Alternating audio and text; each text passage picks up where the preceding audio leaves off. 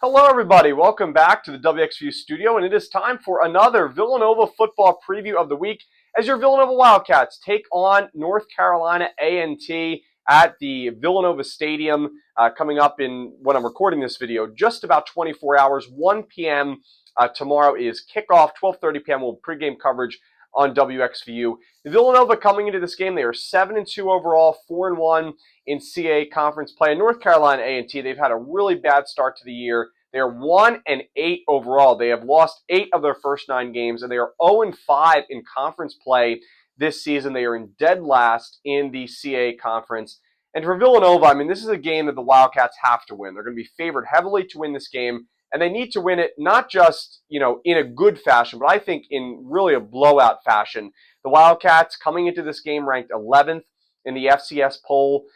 They moved up a few spots, but they're trying to get back into the top 10. And I think you get back into the top 10 if you get a blowout win against this North Carolina A&T team. Some more stats. Their quarterback, Justin Fomby, has a little over 1,100 yards, almost 1,200 yards, but he has 7 touchdowns and 8 interceptions. So more interceptions than passing touchdowns this season. In terms of more about their offensive stats, they average just about 16 points per game, which is at the bottom of the CAA ranks. And in addition to that, their defense allows almost 41 points per game. So Villanova's offense, I mean, this is the perfect team to play when Villanova has been struggling with the passing attack the past few weeks. Hopefully Connor Watkins can settle in, go to work against the secondary and the defense and score some points for Villanova. And I think that is really how the Wildcats will achieve victory.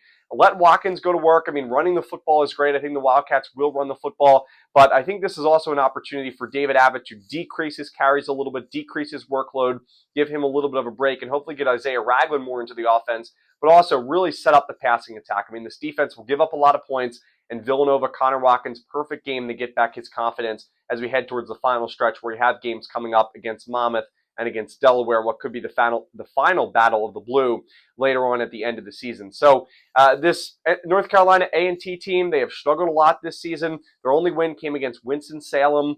The team that they played last week, Villanova Hampton, they beat North Carolina A&T by a lot. So the Wildcats, I think they'll have a good chance to get into the win column tomorrow, of course, coming off of a big win against Hampton last week. A close win. Villanova's had a lot of close, gritty wins where they battle the game out, but it would be nice for the Wildcats to really have a blowout win before the end of the season. I think some things to keep an eye on in this game for Villanova, just their defense. I mean, how good has their defense been? It's been phenomenal over the past few weeks, and we saw it against New Hampshire, and we saw it especially last week against Hampton. They shut down that high-powered offense and allowed just 14 points. So also Brendan Bell got involved in the defense and, of course, the offense as well, which was so cool to see. Chaotic game call, but a great call there for Brendan Bell to get his first ever touchdown run. So the Villanova defense will be big in this game again.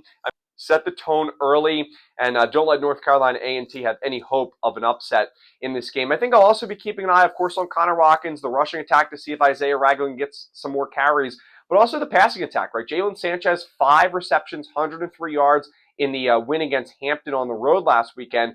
Can he carry that success over to this game against North Carolina A&T will be something to watch. I think he can, and I hope he can. So I'll keep an eye on that. Also, too, Lucas Kopecki, I mean, his receptions and his targets continue to go up in the past few weeks, so I'm going to keep an eye on that as well.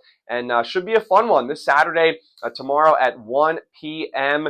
Looking forward to it. Again, WXVU coverage will begin at 12:30 p.m., and I'll have coverage, of course, on my social media as well. Have a great rest of your day, everybody. And as always, go Cats!